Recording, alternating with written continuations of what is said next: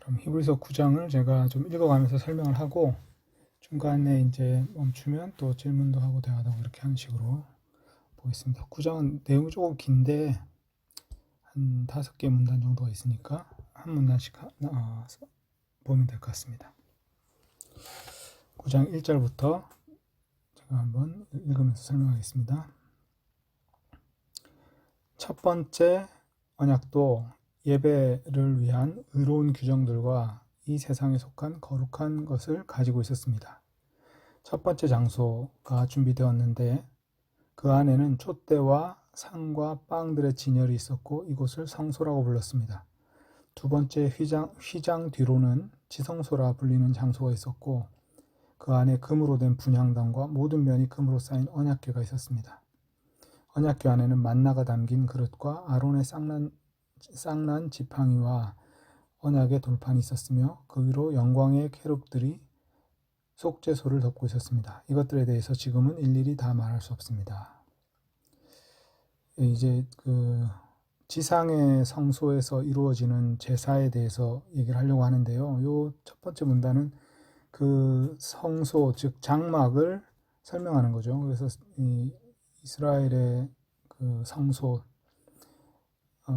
이스라엘이 광야에 이제 행진할 때 그때 이제 텐트 안에서 하나님이 임재하신 텐트가 있어. 그 텐트 안에 이제 제사장이 이제 들어가서 예배를 드리는 제사를 드리는 그런 장소가 있었는데 그 장소에 그러니까 성소는 크게 세 부분으로 나눠져 있어요. 그러니까 성소 마당들하고 그 다음에 성소 텐트 안에 들어가면 첫 번째 장소가 이제 성소라는 곳이고 그 성소 커튼이 있고 그 성소 더 안쪽에는 이제 아주 깜깜한 곳에 지성소라는 곳이 있죠. 그래서 이제 성소에는 뭐가 있었냐면 촛대가 있죠. 그래서 불을 켜는 촛대가 있고 성소에 딱 들어가면 이제 왼쪽으로 촛대가 있고 오른쪽으로는 그 상이 있고 그 상 위에 진설병을 놓는 그런 그 진설병이란 거는 이제 하나님께 바치는 빵인데 그 빵을 이제 올려놓는 상이 있고 정면으로는 이제 분향단이 있었어요. 분향단에서 향을 피우는 거죠. 그런 이제 성소가 그렇게 생겼고 그 다음에 이제 그 커튼 안에는 이제 커튼 안으로 들어가면 그 안에는 이제 언약궤가 있는 거죠. 그런데 이제 여기서 보면 4절에 보면 이 히브리서에서는 분향단이 마치 그 지성소 안에 있는 것처럼 그렇게 돼 있어요. 그래서 분향단이 사실은 이제 지성소 바로 그 커튼 바로 앞에 이제 분향단이 있는 걸로 우리가 보통은 이제 그렇게 이제 여러 사진들이나 이제 그림들, 고고학적인 그림들 이렇게 나오는데 여기는 이제 조금 그런 차이가 있습니다. 그래서 실제로 어떻게 돼 있었는지 아마 이제 이 히브리서 기자는 그렇게 알고 있는 것 같아요. 그리고 이제 그 분향단은 그 지성소는 1년에 한 번만 들어가기 때문에 1년에 한 번만 들어가는 곳에서는 분향을 할 수가 없잖아요. 그래서 그 안에는 요거는 제가 다시 한번 확인해 봐야 될 것 같은데 어쨌든 그 보통 분향단이 이제 성소에 있는 걸로 그렇게 여러 가지 설명이나 구약 성경에 그렇게 나오고 있습니다. 그리고 그 안에 이제 성소가 있고 그 안에 또 언약궤가 있는데 언약궤는 이제 큰 막대기 2개를 가지고 이제 나르게 되어 있는 이거 이제 그 인터넷에 그림을 찾아보면 금방 나오거든요. 그 언약궤가 어떻게 생겼냐면 그런 이제 상자인데 그 상자가 이제 막대기를 가지고 나르게 되어 있고 그 상자의 뚜껑에는 두 천사가 이렇게 날개를 펴고 얼굴을 가리고 덮고 있는 천사가 오른쪽과 왼쪽에 있어요. 그리고 그 뚜껑을 이제 들어서 안쪽을 들여다보면 그 안에 이제 아론의 지팡이와 10계명의 언약의 돌판, 그런 것이 만나가 담긴 금그릇 이런 것들이 이제 그 안에 있는 거죠. 이런 거를 이제 설명하고 있습니다. 이 케룹이라는 게 이제 그 날개 달린 천사를 케룹이라고 그래요.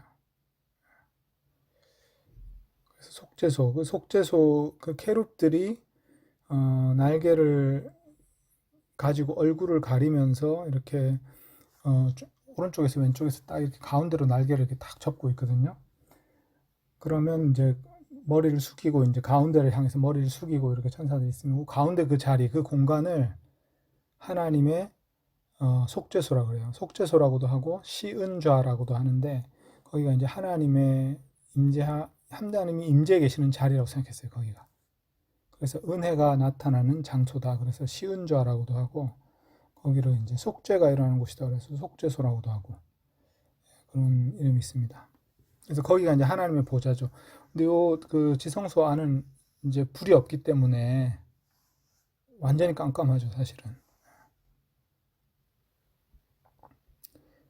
그런데 이제 그런 걸 간단히 설명한 다음에 지금은 이것들 하나하나에 대해서는 내가 설명해 주지 않겠다. 그냥 넘어가겠다. 이렇게 하면서 넘어가고 있는 겁니다. 그 다음에 혹시 뭐 여기서 궁금하신 거 있으세요? 1절부터 5절 사이에서.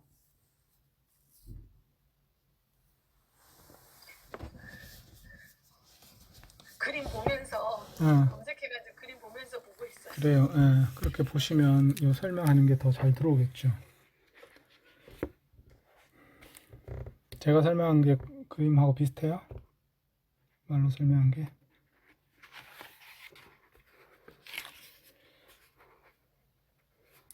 안 들려요. 그냥 그 이미지 검색해서 지성소 성막 이런 거 예, 치니까 엄청 많이 나와가지고 그러니까 막 이렇게 단면도 나오고 이렇게 입체적으로도 나오고 막 그래가지고 하나하나 보고 있었어. 뭐가 더 근접한가?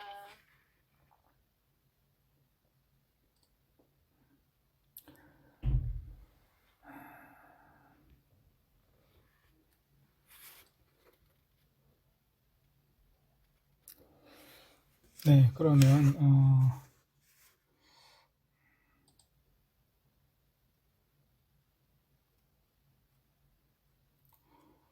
이게 분향단이 지성소에 있지 않은데 히브리서의 기자는 마치 지성소에 있는 것처럼 이야기를 하거든요. 그래서 왜 그것을 그렇게 했는지 제가 지금 이거 설명을 하다 보니까 좀 이상하다 생각해서 지금 이제 책을 한번 찾아보고 있는데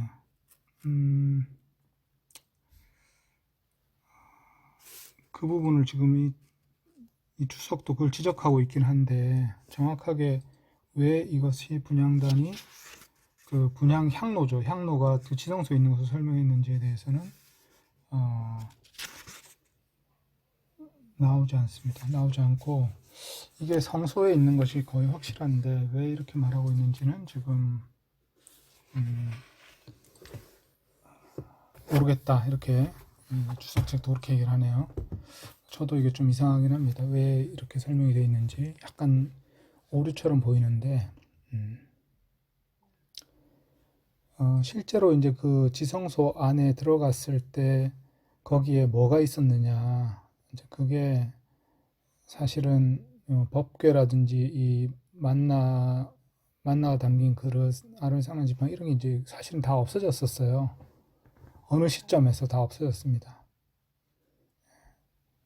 그런데 이 사람이 이제 이렇게 얘기하는 거 보면 실제로 이제 이게 있는 건 아니거든요. 이 당시에 1세기에 그 성전 안에 지성소 안에 있는 건 아니에요. 그러니까 아마 이상적인 어떤 원래 애초에 그 광야에 있던 그 성소 이야기를 하는 것 같아요.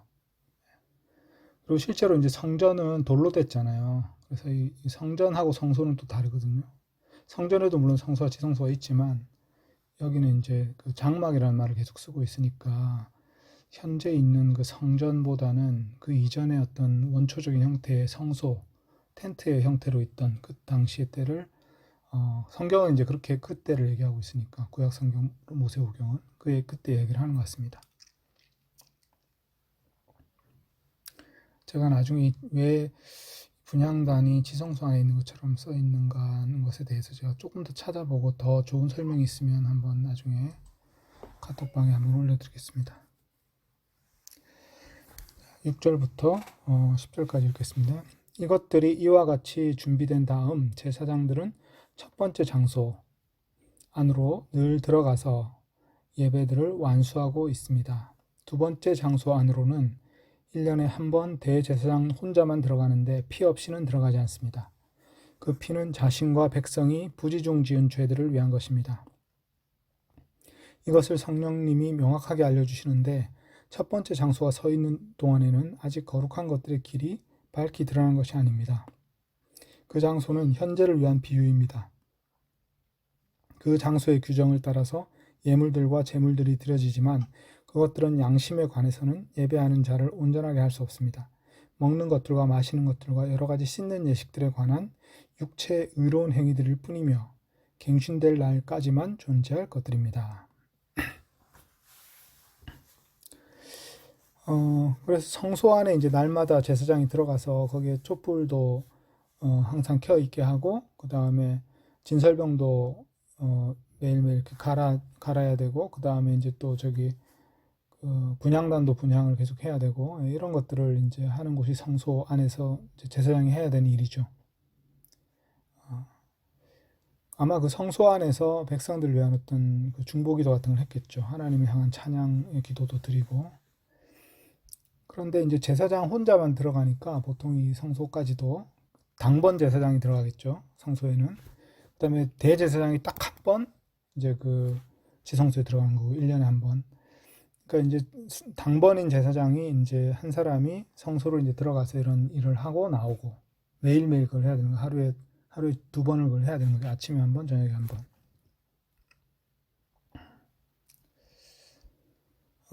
그리고 이제 대제사장이 1년에 한 번 피를 가지고 지성소에 들어간다 되어 있습니다. 그 지성소에 들어가서는 그 피를 그 뭐 뿔에 그 상자에 뿔에 바르고 법궤 뿔에 바르고 뭐 이런 것이 있죠.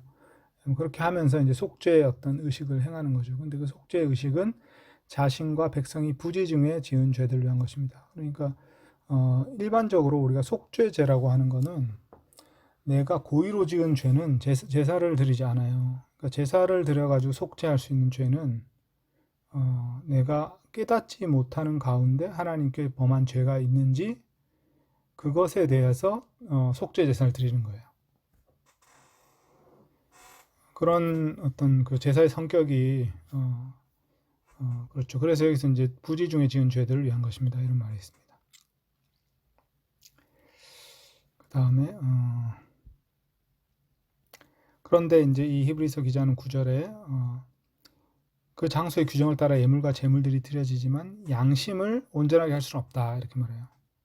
그래서 여러 가지 의식들과 먹는 것, 마시는 것, 씻는 예식들에 관한 그런 규정들이 있는데 그것은 육체의 의로운 행위들 뿐이며 양심을 온전하게 할 수는 없다 이렇게 말하고 있고 그래서 이것은 갱신될 날까지만 존재할 어떤 모형 같은 것이다. 그러니까 실체가 오면 이 모형은 사라지겠죠.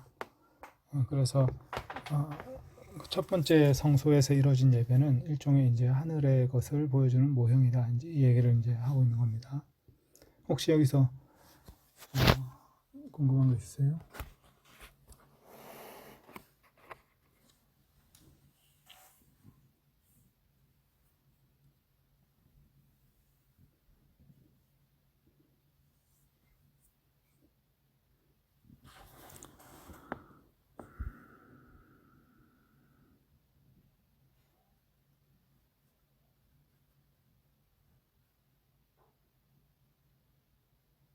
특별한 거는 없는 것 같아요.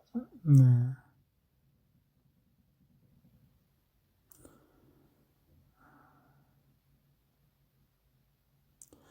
네, 좋습니다. 구약의 이제 제사들에 관한 것인데, 이 구약의 제사들은 뭐, 인터넷 찾아보면 자세하게 정돈해 놓은 게 굉장히 많아요. 왜냐하면 이 부분이 성경 공부하는데 좀 어려운 부분이라서. 근데 이제 모든 자료가 다 맞는 건 아닌데,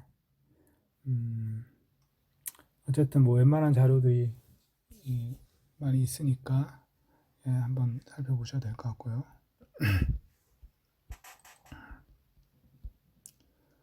이 레위기에 대해서는 제가 추천할 만한 책은 그 성기문 교수라는 분이 쓴 레위기 책이 있어요. 그분이 쓴 책이 제일 좋습니다.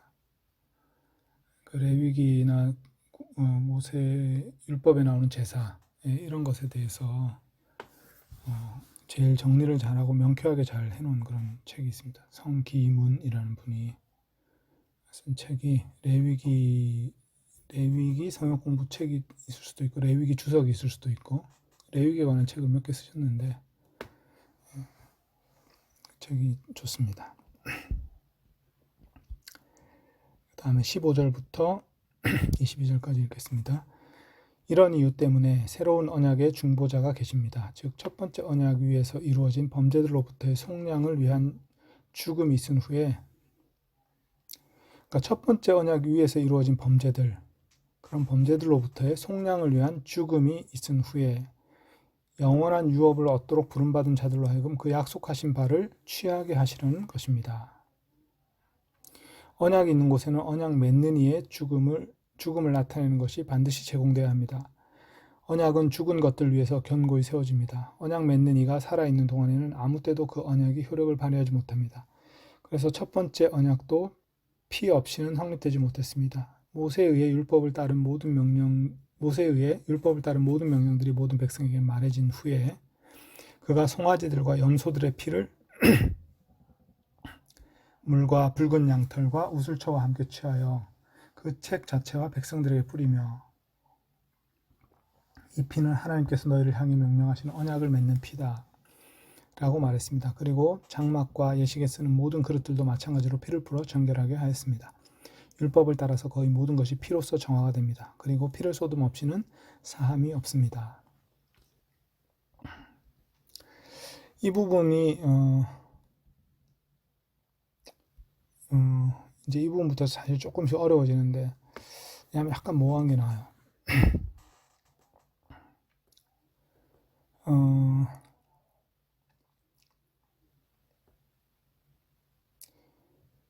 이 언약이 있는 16절에 보면 언약이 있는 곳에는 언약 맺는 이의 죽음을 나타내는 것이 반드시 제공돼야 된다. 이게 이런 규칙이 어디 나오는 건 아니지만 과거에 이제 아브라함과 하나님이 언약을 맺을 때 보면 그 새와 뭐 짐승을 쪼개놓고 그 사이로 지나가는 그런 방식으로 이제 언약을 맺거든요.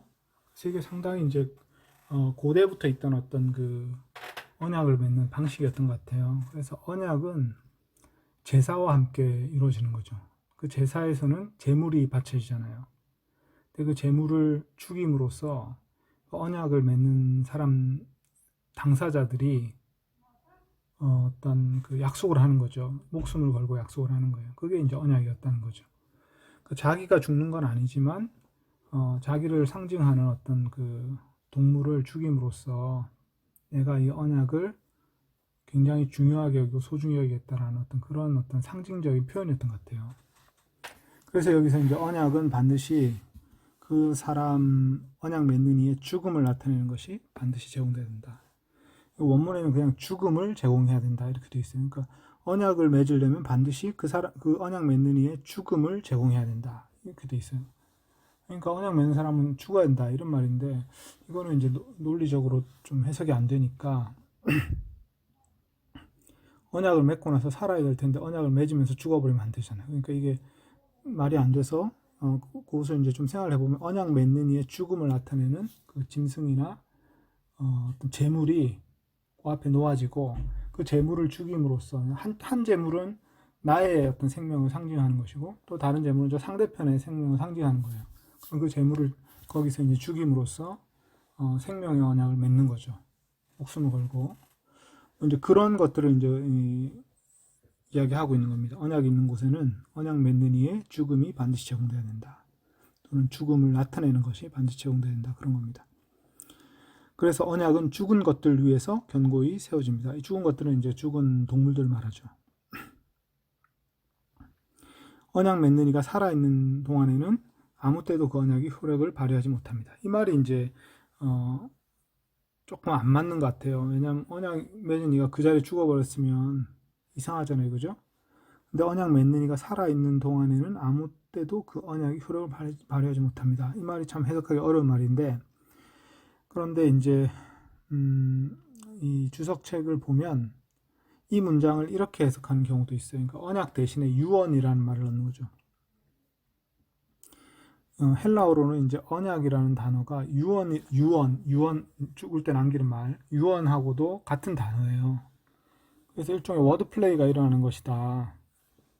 그래가지고 유언을 주는 이가 유언을 주는 남기는 이가 살아있는 동안에는 그 유언이 효력을 발휘하지 못한다. 이렇게 한 말이 좀 되잖아요, 그죠? 그래서 이런 식으로 번역한 성경이 상당히 많은 번역들이, 그러니까 이거를 언약을 유언이라고 번역을 해요. 이 부분에서만. 예. 그래서 이게 이제 난해 구절이 되는 거죠. 왜냐하면 계속 언약 얘기를 하다가 갑자기 이 부분에서만 유언 얘기를 하니까. 그래서 이제 언약과 유언이 어떤 서로 상관관계가 있는 것인가 생각해 보면 사실은 또 이게 명확한 상관관계가 있는 것은 아니에요. 왜냐하면 우리가 하나님과 언약을 맺는 게 어떤 유언을 하는 건 아니니까, 그죠?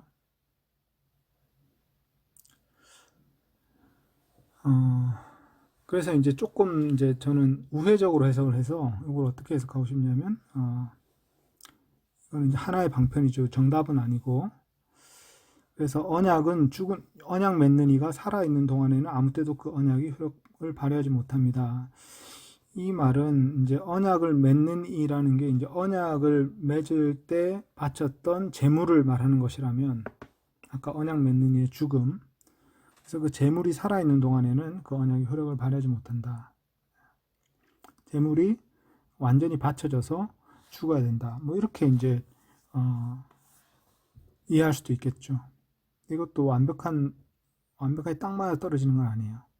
근데 이걸 이제 유언으로 이해할 경우는 또 다른 문제가 생기는데, 그런 것 때문에 이제 저는 이게 아마 그 재물을 완전히 죽임으로써 언약의 효력이 시작된다. 이런 뜻으로 좀 이해하는 게 더 일관되지 않나. 저는 이제 그런 생각이 좀 듭니다. 17절. 그래서 첫 번째 언약도 피 없이는 성립되지 못했습니다.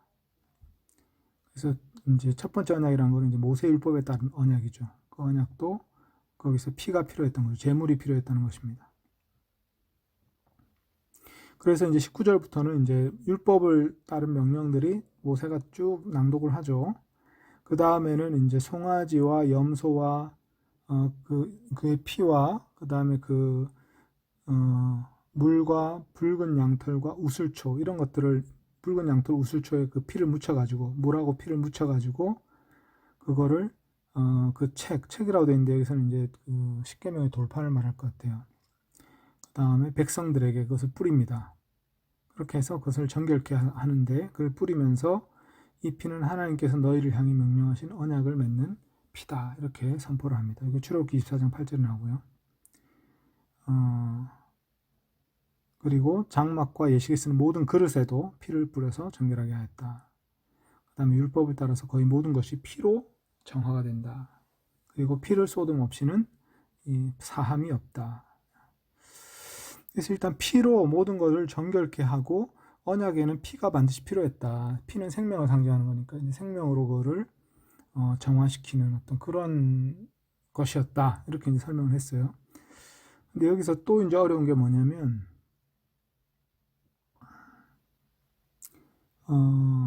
죄의 문제죠, 죄.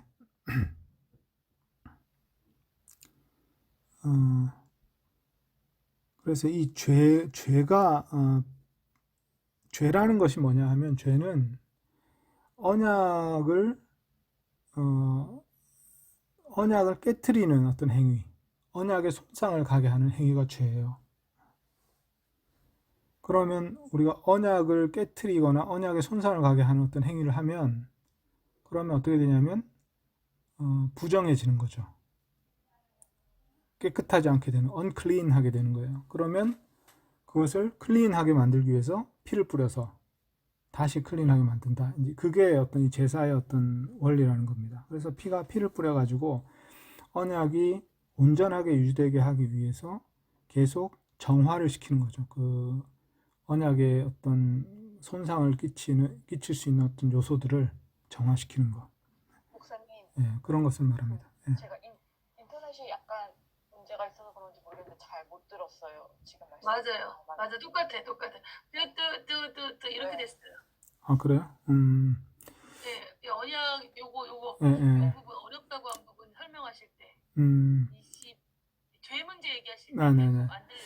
이게 죄라는 게 정의가 뭐냐. 가장 근본적으로 생각해 보면요. 죄는 언약을 손상시키는 게 죄예요. 그러니까 언약에 손상이 되는 어떤 행동을 하면 그게 죄가 되는 거죠. 근데 그거를 알고 했던, 모르고 했던 그 언약에 손상을 시키는 어떤 행위나 어떤 요소가 들어오면 그 사람은 이제 그 부정하게 되는 거죠. 언약의 관점에서 봤을 때. 그러면 그 언약을 다시 순결하게 만들기 위해서, 순수하게 만들기 위해서 그 부정함을 씻어내야 되는데, 그 씻어내는 게 그냥 물로 씻는 것이 아니라, 이 피로, 언약의 피로 씻어야 되는 거예요. 언약을 맺는 행위를 하는 그 피로. 근데 그 피가 이제 동물의 피잖아요. 제물의 피잖아요.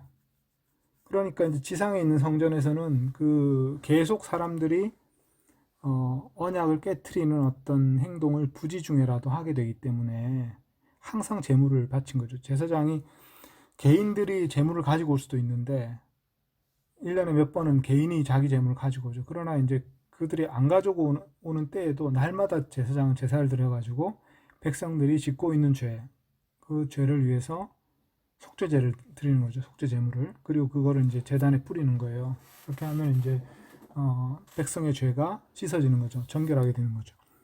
그래서 이 속죄라는 거는 죄를 씻는 건데 그 죄를 씻는 것은 언약의 피로 씻는 것이고 그런 언약의 피로 씻어내는 그런 어떤 그 일종의 법칙이랄까 규칙이랄까 이것이 이제 율법에 게시되어 있는 어떤 그런 정화의 법칙인 거죠. 말하자면. 왜 피가 죄를 씻는가 이런 거는 이제 우리가 너무 근본적인 질문인데 그거는 우리가 질문을 해도 성경이 답을 해주질 않아요. 그런데 이제 언약의 피를 통해서 죄가 씻어지는 것으로 간주한다. 이렇게 이제 하나님이 계시해 주시는 것 같아요. 이 제사제도를 통해서.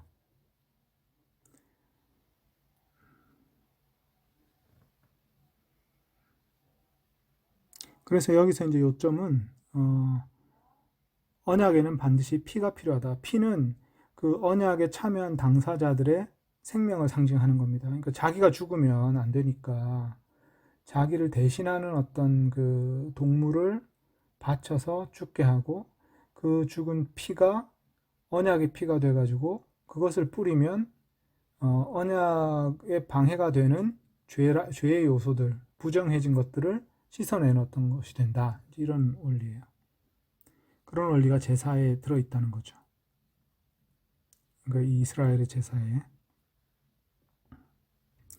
그리고 이제 그 피를 뿌릴 때 사용했던 게 양털하고 우슬초라는 어떤 식물이죠. 이 식물의 가지에다가 이제 피를 묻혀가지고 이렇게 뿌렸다는 거죠.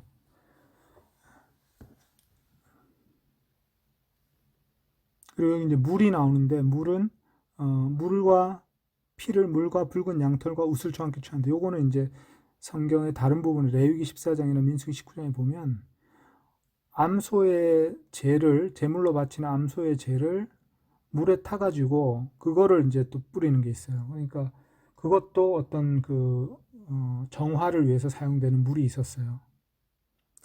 그래서 그것과 이제 뭉뚱그려서 얘기를 하고 있어요. 그러니까 송아지와 염소에 피를 뿌리는 것, 이건 속죄 제물인데 속죄 제물을 피를 뿌리는 거하고 그 다음에 이제 이 암소의 죄를 물에 타가지고 뿌리는 거하고 이것도 이제 정화 의식으로 이제 있거든요. 그래서 그거를 이제 뭉뚱그려서 얘기를 하다 보니 하나의 구절에 그렇게 연결되어 있습니다. 그래서 제가 거기 적어 놓은 그 구절들 레위기 14장하고 민수기 19장 그 다음에 출애굽기 24장 이런 데가 이제 거기에 인용이 되어 있는 거죠. 암시적으로 인용되어 있는 거죠. 명시적으로 인용된 건 아니고.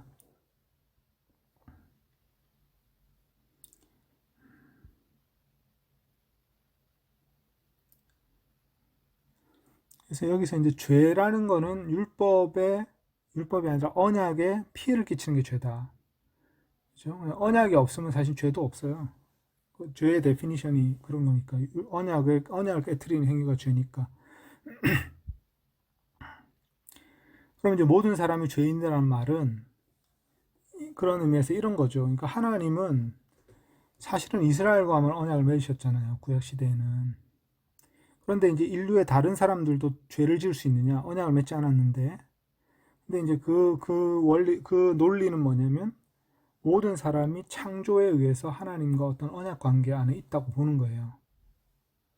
하나님이 사람을 창조하셨을 때는 창조주와 피조물의 어떤 언약 관계가 실제로 그 사람이 언약을 맺지는 않았지만 어떤 그런 큰 언약 관계가 있다고 가정하고 그 말을 하는 거죠, 말하자면.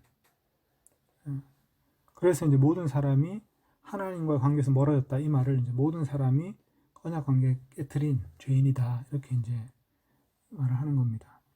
그래서 창조의 언약을 깨트린 거다 이렇게 이제 얘기를 하는 거죠. 그래서 언약이 이제 그 죄를 어떤 규정하는 개념이라는 거죠. 그러면 이제 죄의 반대는 뭐예요? 죄의 반대는 의거든요. 의는 언약을 충실하게 잘 지키는 상태. 그것이 의로운 겁니다. 그래서 언약을 잘 지킨다는 거는 구약 성경에서 보면 이런 제의를 잘하는 것이 아니라 사실은 계명을 잘 지키는 거잖아요. 계명을 못 지켰을 때 그것을 이제 제의를 통해서 정화시키는 것일 뿐이고 원래 의로운 삶을 살려면 하나님이 주신 율법의 계명을 잘 지켜야 되는 거거든요. 그 계명을 잘 지키면 이 사람은 언약에 충실한 사람이기 때문에 의로운 사람이 되는 거죠. 그리고 만약에 계명을 지키는데 어떤 실수가 있었거나 부지 중에 뭔가 잘못이 있었다. 그러면 제의를 통해서 관계 회복을 언약 관계 회복을 도모할 수 있는 거죠. 그래서 이제 이런 우리가 이제 자주 사용하는 중요한 개념들이 사실 여기서 나오는 거니까 그거를 이제 한번 정리를 해본 겁니다. 그러니까 언약이라는 게 일단 기본적인 개념이고 언약에서 언약을 깨트리면 죄, 언약을 잘 충실하게 유지하면 의 이런 개념이 나온다는 거죠. 그러니까 악하고 선하고는 다른 거예요. 이제 악하다고 하는 거는 나쁜 짓을 하는 거는 다 악한 거예요. 나쁜 일 이걸 악이라 그러거든요. 나쁜 일. 그거는 죄하고는 상관이 없어요. 정확하게 말하면. 예. 죄는 언약 관련된 개념이고 악은 그냥 나쁜 일이에요. 근데 이제 남한테 악을 행하는 것은 언약을 깨트리는 게 되는 거죠. 하나님과 언약. 그래서 이제 그게 죄가 되는 거죠. 그래서 악과 죄가 개념이 다르다는 거죠. 선은 남한테 좋은 일 해주는 게 선이잖아요. 그죠? 근데 선하고 또 안 들려요. 또 안 들려요? 인터넷이 조금 불안한 것 같아요. 아, 그래요? 제게 지금 인터넷 다른 걸로 한번 연결해 볼게요. 그러면. 예, 다른 걸로 한번 연결해 보겠습니다.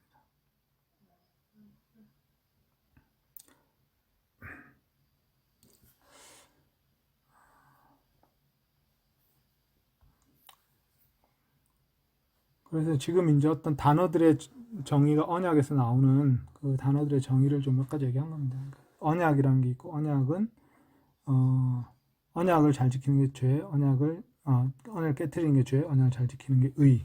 그런 개념이다. 이제 이렇게 정리를 하시면 될 것 같습니다. 그럼 이거는 우리 구약 성경에서만 나오는 개념이죠. 아, 개념인가?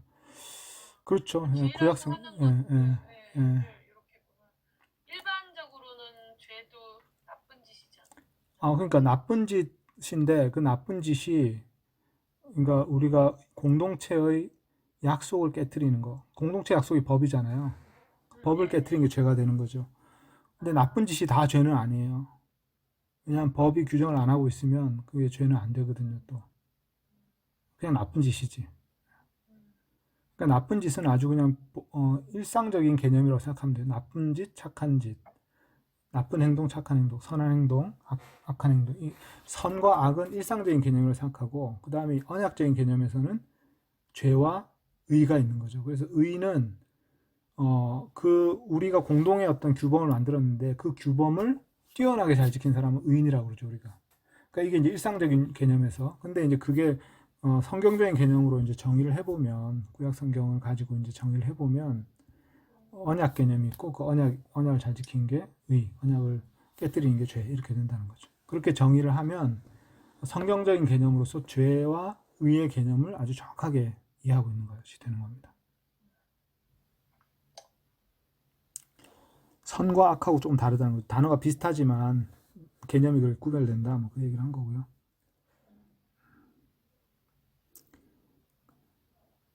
근데 피가 어떻게 이제 죄를 씻어내는가, 죄로 인한 부정해지는 걸 씻어내는가, 이거는 이제 우리가 설명하기보다는 묵상해야 될 부분인데, 그것은 하나님이 그렇게 정하신 거니까요.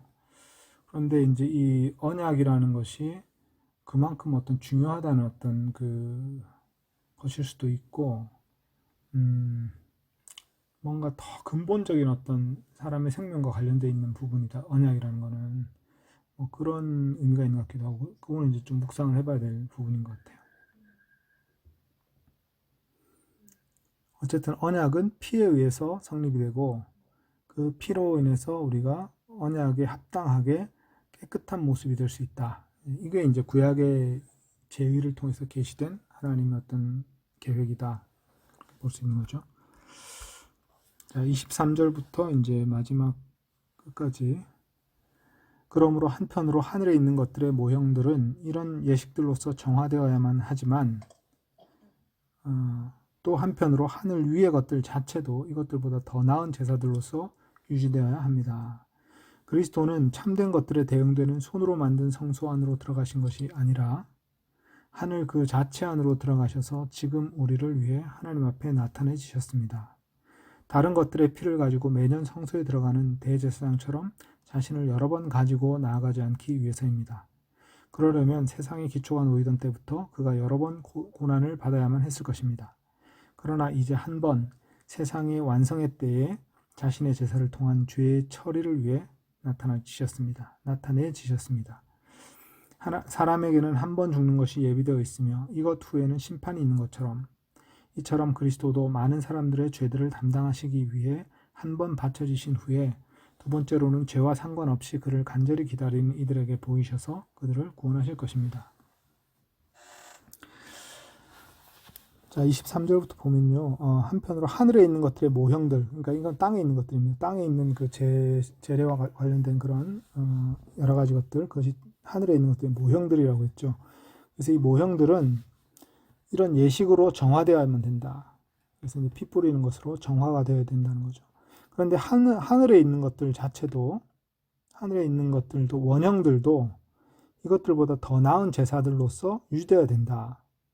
그 더 나은 제사가 뭐냐면 그리스도의 제사라는 거죠. 그리스도는 참된 것들에 대응되는 손으로 만든 성소 안에 들어가신 것이 아니라, 그러니까 참된 것들은 하늘에 있죠. 참된 것들에 대응되는 손으로 만든 성소, 그러니까 땅에 있는 성소죠. 그 안으로 들어가신 것이 아니라 하늘 그 자체 안으로 들어가셔서 지금 우리를 위해 하나님 앞에 나타내지셨습니다. 자, 이게 수동태를 쓰는데, 제가 이제 이 수동태는 우리나라 말에서 되게 어색한 표현이지만 어쨌든 성경의 수동태로 돼 있는 거를 그냥 수동태로 다 번역을 했어요. 근데 왜냐하면 성경의 수동태는 조금 뉘앙스가 다르기 때문에 그래요. 그러니까 이제 능동태로 할 수 있는 걸 일부러 수동태로 하는 게 아니라, 능동태는 내가 원해서 나의 의지로 하는 거잖아요. 근데 수동태는 그러니까 성경에서 쓸 때 이 수동태는 하나님이 하시거나 아니면 섭리에 의해서 되거나 또는 마땅히 되어야 하는 바대로 하기 위해서 자기를 피동적으로 드리게 되거나, 그래서 운명의 자기를 맡길 때, 이럴 때 이제 수동태를 쓴 거죠. 그래서 수동태 표현이 여기서 보면 그리스도께서 하나님 앞에, 우리를 위해 하나님 앞에 나타내지셨다. 이거는 예수님의 의지도 있지만 어떤 하나님이 계획하신 전체 플랜 안에서 이루어졌다. 이런 의미가 들어가기 위해서 수동태를 쓰는 거예요. 그래서 그리스도는 참된 땅에 있는 성소가 아니라 하늘에 있는 성소 안으로 들어가셨고 지금 우리를 위해 하나님 앞에 나타내셨다. 하나님 앞에 나타내진다는 거는 이런 거죠. 그러니까 제물을 제단에 올려놓는 거. 그래서 이렇게 어떤 그 펼쳐놓는 거. 그런 걸 상징하면 나타내주셨다는 말이 그런 이제 제물을 펼쳐놓는 하나님 앞에. 그러니까 언약의 어떤 제물로서 그리스도가 자기를 바치신 거. 그거를 이제 지금 말하고 있는 겁니다. 그래서 이 수동태로 썼습니다. 다른 것들의 피를 가지고 매년 성소에 들어가는 대제사장처럼, 그러니까 대제사장은 자기의 피를 가지고 들어가지 않잖아요. 그죠? 다른 것들의, 동물들의 피를 가지고 들어가잖아요. 자신을 여러 번 가지고 나아가지 않기 위해서입니다. 그러니까 대제사장이나 제사장은, 대제사장은 1년에 한 번, 제사장들은 매일 아침 저녁으로 이렇게 성소에 들어갔는데 그때 들어갈 때는 이제 다른 것들이 피를 가지고 들어간다는 거죠. 그것처럼 예수님이 여러 번 자기를 바치지 않기 위해서 한 번 자기를 바치셨다. 하늘의 재단에. 그렇게 말씀하신 겁니다. 그러려면 세상의 기초가 놓이던 때부터 그가 여러 번 고난을 받아야만 했을 것입니다. 그러나 이제 한 번 세상의 완성의 때, 이게 세상의 완성의 때라는 거는 이제 하나님의 어떤 그 히스토리가 쭉 진행돼 왔어요. 그러니까 이 세대에도 진행됐고 그 전 세대도 진행됐고 그 전전 세대에도 진행됐고 이게 여러 세대에 걸쳐서 하나님의 어떤 계획이 진행돼 왔는데 지금 이 세대는 하나님의 그 계획들이 다 완결된 세대라는 거예요. 그것이 이제 완성의 때라는 겁니다. 세대들의 완성의 때. 그게 이제 종말의 때인 거죠. 그러니까 근데 이제 2000년 전에 이 히브리서 기자가 이 세대라고 했을 때 그때도 완성의 때였잖아요. 그때도 종말의 때라고 하는 거죠. 근데 오늘 2000년 후에도 오늘도 종말의 때라고 하잖아요. 왜 그러냐 이런 질문 우리가 할 수 있는데 그럼 2000년간 종말인 거냐? 그거는 이제 이런 의미가 있는 것 같아요. 어떤 역사에 있어서 어떤 전환점이 되는 어떤 사건이 일어나는 게 있거든요. 그러면 그 전환점이 된 사건과 그 다음 전환점이 된 사건 사이를 우리는 어떤 하나의 시대라고 말하거든요. 그런데 예수님이 부활하신 때부터 예수님이 재림하실 때까지는 하나님의 큰 역사의 관점에 봤을 때는 새로운 사건이 안 일어난다는 거예요. 그러니까 역사의 이 시대는 결국 무슨 시대냐 그러면 예수님이 승천해서 통치하고 계시는 시대고 복음이 전파되는 시대예요. 딱 한마디로 얘기하면. 그 다음에 예수님이 재림하시면 또 새로운 사건이 일어나는 거죠. 그 시대를 바꿔놓는 새로운 사건이 일어나는 것은 이제 새 창조의 시대, 부활의 시대가 오는 거죠. 그리고 예수님이 이제 죽으시고 부활하신 그때까지가 이제 예수님이 지상의 사역을 성취하신 어떤 시대고 이때부터 이제 성령이 오시고 나서부터는 이제 복음이 전파되는 시대가 됐잖아요.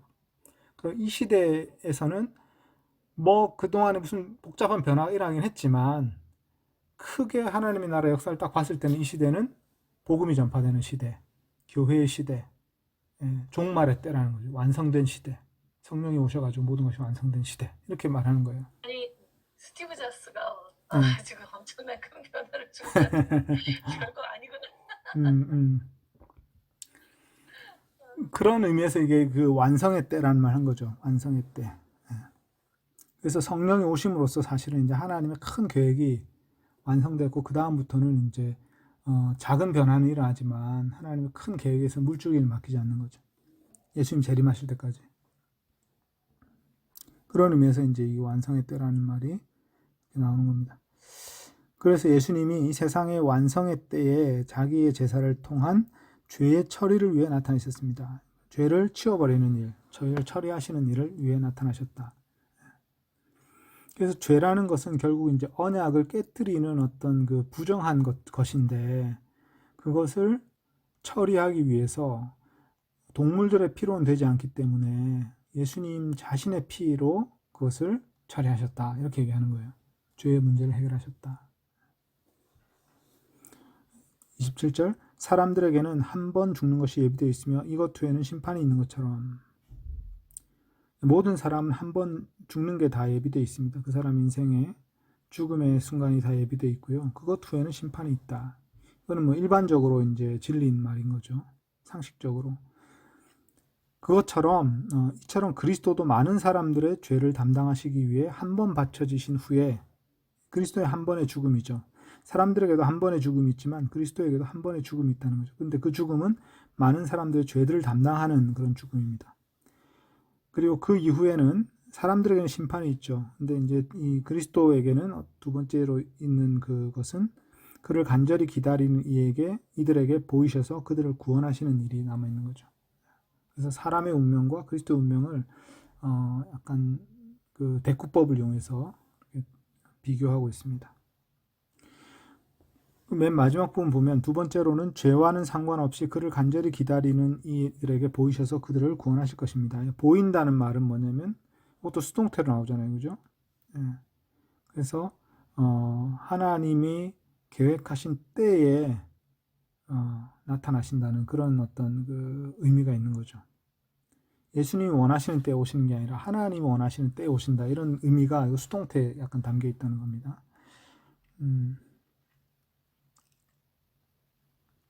첫 번째 오시는 것은 죄 때문에 오신 거고요. 죄의 문제를 해결하기 위해서. 두 번째 오시는 것은 죄와 상관없이, 죄의 문제와는 상관없이 그를 간절히 기다리는 이들을 구원하시기 위해서 나타나시는 거죠. 여기가 이제 크리스찬들이죠. 크리스찬들은 주님을 간절히 기다리는 사람들이고, 주님이 오셔가지고 우리를 온전하게 구원하실 그때를 기다리는 사람들입니다. 그래서 그들에게 주님이 나타내실 것이다, 보이실 것이다, 이렇게 말하고 있죠. 자, 이제 그 본문의 의미는 대략 설명을 했는데 혹시 뭐 이해가 안 되는 부분 있으시면 얘기해 주세요.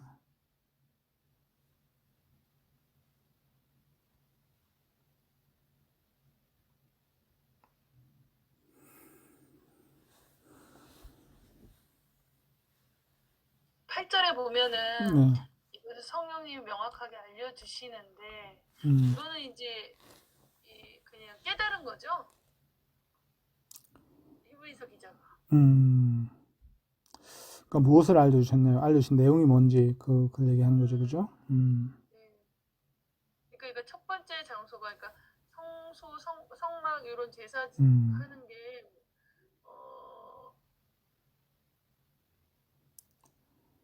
완전한 것이 아니라는 것. 그게 좀 그 내용이 뭔지 한번 제가 다시 한번 문장을 보니까 확실하지 않아서 한번 다시 한번 성경 한번 다시 펴볼게요. 히브리서 9장 8절.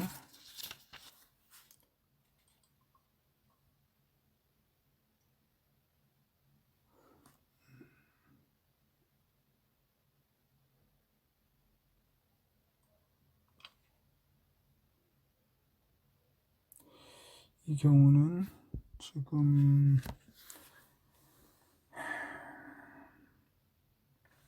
앞에 것을 얘기하네요. 이것들을 성령이 명확하게 알려주신 것은 그 앞부분 내용입니다. 6절, 7절. 뒤에 것이 아니라 앞에 것. 그러니까 앞에 것, 예를 들어서 1년에 한 번 대제사장이 혼자만 들어가는데 피 없이는 들어가지 않고 뭐 백성이 부지 중에 지은 죄들을 위해서 그 피의 정화가 필요하다. 그 내용은 성령님이 명확하게 알려주셨다. 이런 내용이에요. 그러니까 이거는 모세 율법에 나와 있는 그 내용을 명확하게 알려주셨다. 그런 말인 것 같습니다.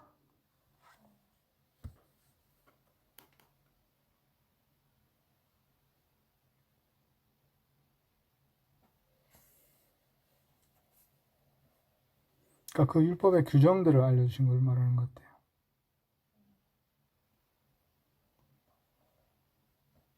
그리고 이제 앞으로 그 뒷부분 첫 번째 그것을 알려주셨지만 그 앞부분은 잘 알려주셨지만 첫 번째 장소 서 있는 동안에는 아직 거룩한 것들의 길이 밝히 드러난 것은 아니다. 그러니까 그 뒷부분 이제 예수님을 통해서 일어나는 어떤 그 새로운 어떤 제사의 길 그것은 아직 명확하게 드러난 것이 아니다.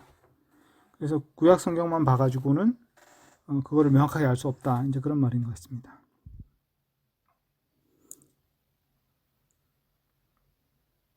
그러니까 이제 유대인들은 그 앞부분까지는 명확하게 이제 알고 있지만 뒷부분은 이제 복음을 통해서 새롭게 배워야 되는 거라는 거죠.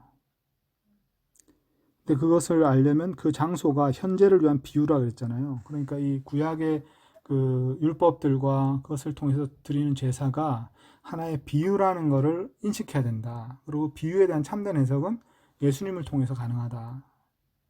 네, 이런 이야기입니다.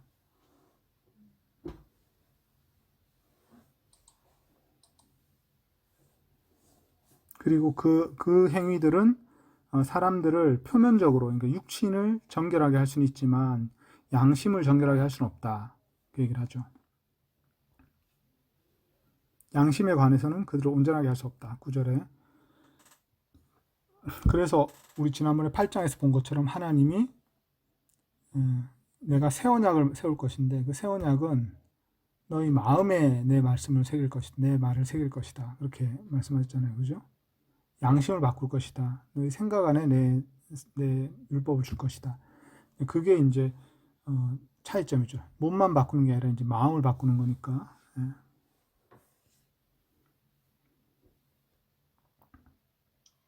28절에 네.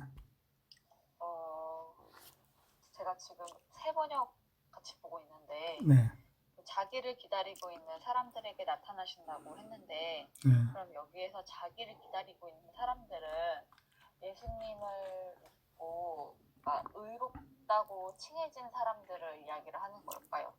예수님을 믿는 제자들이겠죠. 왜 그 질문을 하게 됐어요? 그냥 이 맥락에서 네, 그러니까 이와 같이 그리스도께서도 많은 사람의 죄를 짊어지시려고 단 한 번 자기 몸을 제물로 바치셨고 두 번째로는 죄와는 상관없이 자기를 기다리고 있는 사람들에게 나타나셨다. 그래서 저는 이게 그러면은 그러니까 이게 그러니까 제가 잘 이해를 그래요. 네, 죄와는 상관없이 이 부분이 문제가 되는 거예요. 죄와는 상관없이 첫 번째는 죄와 상관 있게 오신 거고요. 두 번째는 죄와는 상관없이 오시는 거예요. 죄 문제와 상관없이. 그렇게 해서 죄의 문제를 처음에 처리를 하셨고 그렇죠. 그 이후에는 그거랑 상관없이 네, 사람들이 죄와 상관없다는 아하. 말이 아니고 예수님 오시는 네네. 목적이 죄의 문제를 해결하기 오시는 게 아니다. 두 번째는 네, 이해했어요. 그렇게 그러니까 이게 번역이 잘못 이해하면 이제 그게 죄와 상관없이가 사람들이 죄와 상관없이 하나님 기다리는 것처럼 그렇게 보일 수 있는데 그게 아니라 예수님 오시는 목적이 죄의 문제를 해결하기 오시는 게 아니다. 두 번째는 죄와 상관없이 오시는 거다.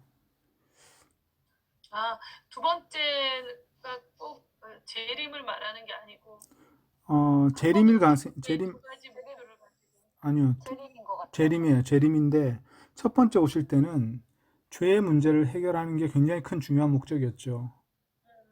그래서 속죄가 필요했죠. 예수님의 어떤 죽으심이 필요했죠. 그런데 이제 두 번째는 죄와 상관없이 이제는 온전한 구원을 위해서 오신다 이런 말이에요. 이미 이제 속죄 사역은 이미 하셨기 때문에.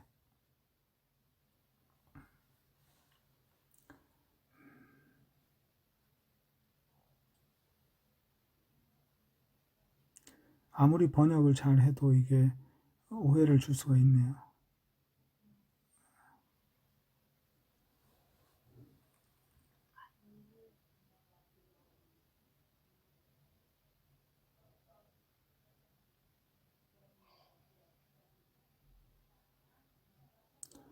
우리는 지금 간절히 기다려야겠네요. 주님. 네. 근데 이 부분이 지금 사실 속죄에 대한 어떤 상당히 중요한 내용을 자세히 설명해 준 거잖아요. 그러니까 우리가 이제 이거를 언약이라는 게 오늘날 우리한테는 익숙하지 않은 어떤 그 삶의 양식이거든요. 언약을 맺는다는 거가. 그래서 언약을 맺는다고 해도 그게 어떤 목숨을 걸고 언약을 맺고 이러진 않고 뭐 동물의 피를 막 흘려가면서 이렇게 언약을 맺지 않으니까 우리는 그 언약에 대한 어떤 개념이 그냥 뭐 약속 정도? 이 정도로 우리가 생각하게 되는 것 같아요. 어쩔 수 없이. 우리는 그렇게 언약을 맺는 경우가 별로 없으니까. 그런데 유대교인들이나 히브리인, 그러니까 유대인들의 그 삶을 생각해 보세요. 유대인들은 절기 때 제사를 드리면요, 그 동물이 엄청나게 많이 죽어야 돼요. 그래가지고 그 성전에서 피가 강처럼 흘러나와야 되는 거죠. 제물을 몇 분마다 하나씩 이렇게 잡아야 되니까 그 제사장들은 온몸에다 피가 범벅이 됐었을 거고 너무 끔찍하죠 지금 보면.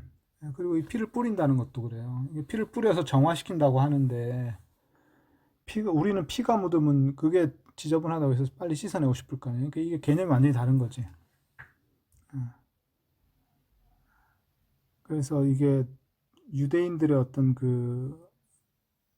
또는 유대인들 아니더라도 그 당시에 이제 모든 종교에서 제물을 바치는 그게 있었거든요. 그리스 종교에도 제우스에게 돼지를 제물로 바쳤는데 그런데도 이제 마찬가지로 피 흘리는 게 있었겠죠. 그래서 모든 언약에는 피 흘림이 있다는 게 사람들한테는 좀 그 당시의 사람들한테는 자연스러운 건데 우리는 이제 피를 안 보고 사는 그 시대이기 때문에 이 피 흘림과 제사에 관해서 유교 제사는 또 피 흘림이 없네 생각해보니까 그죠? 우리가 제사라고 말을 하지만 전혀 피 흘리는 제사는 아니니까 제물을 바치는 게 아니니까. 뭔가 지키려는 게 강할수록 예. 약간 피를 생각하게 되는 것 같아요. 왜 재벌들도 혈연 관계로 정말 끊을 수 없는 관계로 만들어 놓던지 아니면 사실 그걸 끊을 정도면 음, 사실은 이제 혈연 그 피리 관계를 끊겠다는 각오가 있어야 끊을 수 있잖아요. 음, 또 조폭들 같은 음, 경우에는 음, 자기 세력 유지하기 위해서는 많이 할 수 없어요. 피로 뭐 많이 하고, 죽잖아요. 음, 음, 약간 음, 할복하잖아, 할복. 할복다고 그러니까 그냥 우리는 소소한 지킴이 있으니까 그냥 음, 대충 음, 약속했다 깨고 막 이러는데 음, 그게 강할수록 혹시 그러지 않을까? 음. 그러니까 이게 이제 고대인들한테는 그 생명을 제물로 바치는 것이 다른 의미가 있을 수 있겠다는 생각이 들어요. 우리는 그 생명을 사실은 또 소중히 안 여기는 시대이긴 해요. 그러니까 뭐냐면 특히 동물들의 생명을, 그러니까 동물의 생명을 우리는 동물을 마치 어떤 물자, 소비할 수 있는 물자처럼 생각해가지고 공장 안에서 동물을 잡는 그런 시대가 됐잖아요. 그 동물을 키워가지고 공장 안에서 키워서 공장 안에서 동물을 잡아가지고 이제 그거를 이제 딱 포장해가지고 우리는 그 고기만 딱 먹는 이런 식으로 이제 지내고 있는데, 그런데 이제 고대 사람들한테는 이 동물이라는 게 가축이잖아요, 가축. 그러니까 가축은 가족과도 같죠, 사실은. 그들한테는. 어, 그래서 이제 가축을 잡아야 되는 어떤 이런 거기 때문에 상당히 다른 의미가 있을 수가 있다는 생각이 들어요.